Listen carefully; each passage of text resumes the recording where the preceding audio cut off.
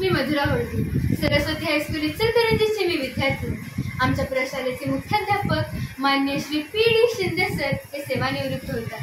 आपण पाहूयात त्यांची निखळपणे घेतलेली एक विशेष मुलाखत.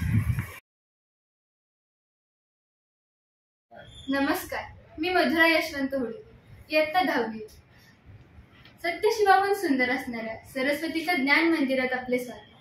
शुभ स्वागताचा परिमळ ज्ञान मंदिरी दळवळला आणि हृदयीचा कल्पवृक्ष शब्द सुमने फुलला. दलित मित्र काकासाहेब माने ट्रस्ट संचलित सरस्वती हायस्कूलचे मुख्याध्यापक मान्य श्री पी.डी. शिंदे सर आज आपल्याशी संवाद साधण्यासाठी येथे उपस्थित आहेत. नमस्कार सर. नमस्कार सर, सर्वप्रथम आपले स्वागत.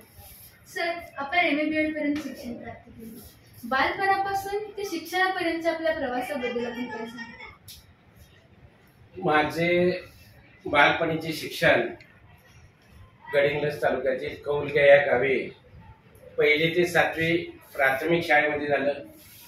त्यानंतर 8वी ते 10वी न्यू इंग्लिश स्कूल कौलगे गावामध्येच पूर्ण झालं. मी 81 साली 10वी पास झाल्यानंतर शाळा सोडली आणि 5 वर्षाचा गॅप झाला. मी इचलकरंजीमध्ये आलो, कामाच्या निमित्तानं आलो होतो. पण शिक्षणाची आवड असल्यामुळे मला वाटलं की पुन्हा आणि कॉलेज करावं, म्हणून मी 86-87ला EAC कॉलेज या ठिकाणी ॲडमिशन घेतलं. 11वी आर्ट्स ते BA EAC कॉलेजमध्ये शिक्षण पूर्ण केलं. त्यानंतर 1 वर्ष शिवाजी विद्यापीठामध्ये MAचं केलं. त्यानंतर पुढचं वर्ष ताराबाई अध्यापक महाविद्यालय कोल्हापूर या ठिकाणी BEd पूर्ण केलं. 92-93ला BEd पूर्ण केल्यानंतर जून 93ला मी या सरस्वती हायस्कूलमध्ये रुजू झालो. सर, नोकरीवर रुजू झाल्यानंतर आपल्या मनात विद्यार्थ्यांसाठी कोणकोणत्या संकल्पना आल्या? नोकरीवर रुजू झाल्यानंतर कैलासवासी काकासो माने यांनी मला पहिल्यांदा सांगितलं की आम्हाला बाकी काही नको आहे, फक्त मुलांचा विकास झाला पाहिजे. त्या दृष्टिकोनातून मीही प्रयत्न केला. मुलांना अभ्यास तर आम्ही करून घेतच होतो, त्या व्यतिरिक्त खेळ असेल किंवा सांस्कृतिक कार्यक्रम असेल, या सर्व संकल्पना मनात होत्या. जसं कॉलेजचा क्रीडा महोत्सव होतोय तसा हायस्कूलचा विवाह, हेही मी कॉलेजचं पाहिलेलं असल्यामुळं शाळेमध्ये सुद्धा त्या आणण्याचा प्रयत्न केला आणि मुलांचा जास्तीत जास्त मुलांना देता यावं यासाठी मी प्रयत्न करत राहील. सर, आपण आपल्या प्रगल्भ बुद्धीने आणि कार्याने अनेक विद्यार्थी घडवले. आपण आपली प्रतिमा एक आदर्श शिक्षक म्हणून प्रत्येक विद्यार्थ्याच्या मनात असते. तर शिक्षक म्हणून रुजू झाल्यानंतरचा एखादा अनुभव आम्हाला सांगा. अनुभव तसे भरपूर आहेत, चांगले आहेत, वाईट आहेत. पण जास्तीत जास्त शाळेला वेळ देणं हे गरजेचं होतं. शाळा नवीन होती, शाळेमध्ये क्लार्क नव्हता, फक्त केशव गुरव मामा तेवढे होते. त्यानंतर क्लार्कची सुद्धा कामं सुरुवातीला काळात आम्ही सगळी केली आणि त्यानंतर शिक्षक म्हणून विद्यार्थ्यांसाठी सांस्कृतिक विभाग असेल तो पूर्णपणे सांभाळत होतो, क्रीडा विभाग सांभाळत होतो, परीक्षा विभाग सांभाळत होतो. हे सर्व करत मी काय केलं की अध्यापनाचं जे कार्य होतं ते सुद्धा अगदी चांगल्या जोमानं केलं आणि जसे वर्ग वाढत गेले तसे शेवटी फक्त हिंदी विषयच शिकवणे एवढंच आलं. यापूर्वीचे सर्व विषय माझे बंद झाले आणि हिंदीची सेवा करू लागलो. सर, आपण हिंदी विषयाबरोबरच इतिहास व शारीरिक शिक्षण हे विषय शिकवले. हिंदी विषय तुम्ही अप्रतिम शिकवता असे आम्ही माझ्या विद्यार्थ्यांकडून ऐकले होते आणि त्याचा परिचय आम्ही याच वर्षी घेतला. हिंदी विषय हा राष्ट्रभाषा म्हणून शिकवताना तिच्या प्रचार व प्रसारासाठी आपण कोणते उपक्रम राबवले?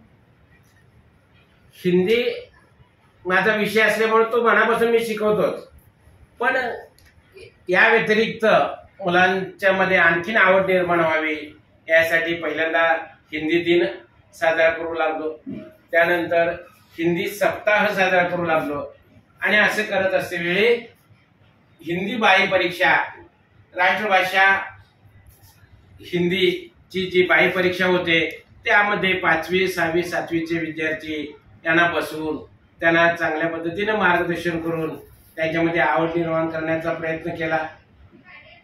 आपल्या शाळेव्यतिरिक्त इचलकरंजी शहरामध्ये आणखीन काही शाळा होत्या, त्याही शाळांमध्ये त्यावेळी हिंदीची परीक्षा व्हावी, केंद्र व्हावे याच्यासाठी प्रयत्न केला आणि शहरामध्ये जवळजवळ 6 ते 7 शाळांमध्ये नवीन हिंदी विषयाची केंद्र मी सुरू केली आणि त्यानंतर हा हिंदी विषय मी आजपर्यंत शिकवत आहे. सर, आपल्या नेतृत्वाखाली शैक्षणिक उपक्रमात शाळेने नवीन उंची गाठली आहे. तुमच्याकडे एक शिक्षक म्हणून जबाबदारी होतीच, पण पुढे मुख्याध्यापक पदावर आपण रुजू झाल्यावर आपला एक अनमोल क्षण आम्हाला सांगा. अनमोल क्षण सांगायचं झाले तर मी लागल्यापासून बरेच सर्व काही नवीन आहे आणि अनमोलच असा आहे. शाळेचा मुख्याध्यापक झाल्यानंतर शाळेचा निकाल सतत 100% लागत आलेला आहे. 90%च्या वर विद्यार्थी 50 ते 60 संख्येनं दरवर्षी 10वीच्या परीक्षेला पास होतात. त्याचबरोबर स्कॉलरशिप मध्ये सुद्धा पूर्वी 1-2 विद्यार्थी यायचे, पण खोत सरांनी सांगितलं की जादा आले पाहिजेत, तर एकाच वर्षी 14 विद्यार्थी आले आणि तिथून पुढे ही परंपरा कायम सुरू झाली. आणि अनमोल क्षणामध्ये भरपूर आहे. असे शाळेला जिल्हास्तरीय स्वच्छ सुंदर शाळा पुरस्कार मिळालेला आहे.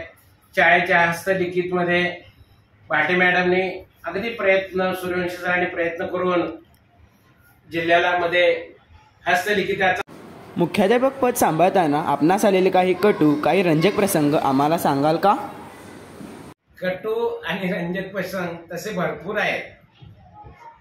सांगायचं झालं तर कटू प्रसंग जर सांगायचं म्हटला तर एकदा एक विद्यार्थी शाळेतून घरी वही आणायला गेला होता आणि त्याच दरम्यान मुलं पळवणारी टोळी आली होती आणि त्या टोळीने त्या विद्यार्थ्याला पकडून नेलं आणि साजनीपर्यंत त्याला नेलं. त्याची विचारपूस केल्यानंतर तो गरीबच आहे म्हटल्यानंतर त्याला तिथं सोडून दिलं आणि संयोगानं रुखडीचे पाटील सर क्लार्क इकडे येत होते. त्यांना तो मुलगा भेटला आणि ते थेट आमच्या संबंधित असल्यामुळे या शाळेत आपल्यापर्यंत घेऊन आले. असे कटू प्रसंग भरपूर झालेले आहेत. रंजक प्रसंग सांगायचं म्हटलं तर एकदा शाळा सुरुवातीच्या काळामध्ये केशव प्रयोगशाळा आमचे परिचारक त्यांना सांगितले की उद्या राधाकृष्ण जयंती आहे आणि सुट्टी असली तरी सुद्धा फोटो पुजायला पाहिजेत.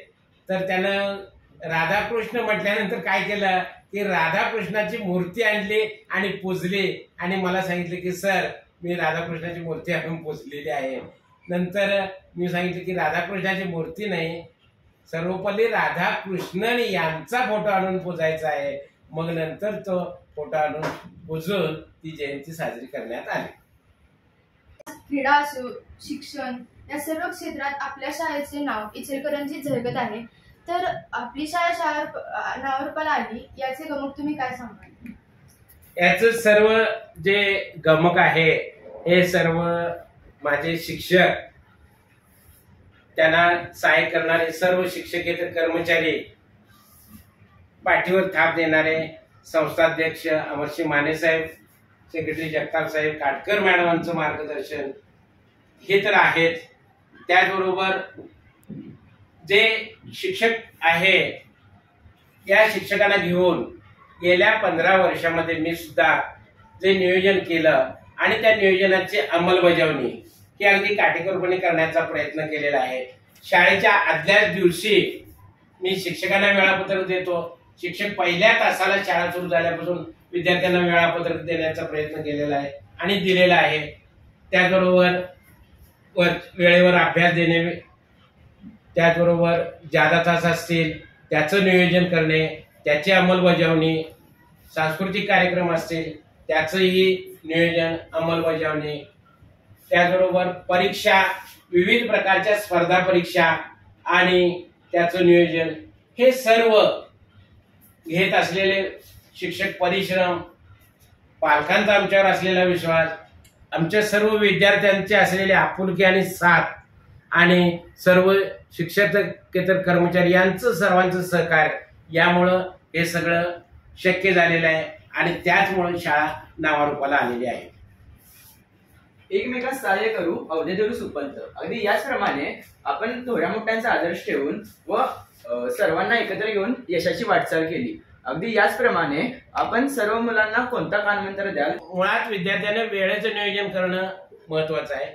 त्यांनी वेळेचं नियोजन करावं, वेळेत अभ्यास करावा, आवडेल त्या क्षेत्रात जाण्यासाठी आपली कुवत, आर्थिक नियोजन या सर्व बाबींचा विचार करावा.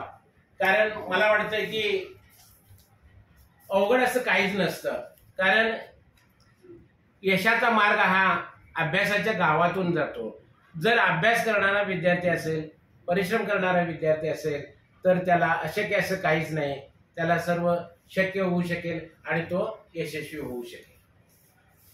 सर, तुम्ही दिलेला कानमंत्र आम्हाला बहुमोलाचा आहे. खऱ्या अर्थाने ते आमच्या आयुष्यातील सर्वात मोठी शिदोरी आहे. आपण 30 दशके शैक्षणिक क्षेत्रात कार्य केले. आता आपण निवृत्त होत आहात. निवृत्तीनंतरच्या काळातील आपल्या भावी संकल्पना काय आहेत त्या आम्हाला ऐकायला आवडेल. निवृत्ती नंतरची 22 संकल्पना अशी सांगायला काही हरकत नाही. कारण का मला मुळात समाजसेवेची आवड आहे. शिक्षक संघटना असतील, मुख्याध्यापक संघ असतील, या सर्व क्षेत्रामध्ये मी काम केलेलं आहे. त्याचबरोबर पतसंस्था असतील, पतसंस्थेमध्ये सुद्धा मी संस्थापक संचालकापासून काम केलेलं आहे. एका पतसंस्थेमध्ये संचालक म्हणून काम करतो धनलक्ष्मीमध्ये. तर जनता गृहधारण आहे तिथं मी इचलकरंजी शाखेचा चेअरमन म्हणून काम करतो. ह्या 2 संस्था मला समाजासाठी काम करण्यासाठी आहेत. त्याचबरोबर आमच्या कॉलनीमध्ये असणारं मंडळ, त्याही मंडळाच्या वतीनं विविध उपक्रम करण्याचा सुद्धा मी भविष्यात प्रयत्न करणार आहे. आणि त्याचबरोबर या आपल्या सरस्वती मंदिरला जे जे काय सहकार्य लागेल ते सर्व करण्याचा आणि देण्याचा प्रयत्न मी या पुढील वेळेत करणार आहे. आणि या पद्धतीनं पुढील माझा शेड्यूल असणार आहे.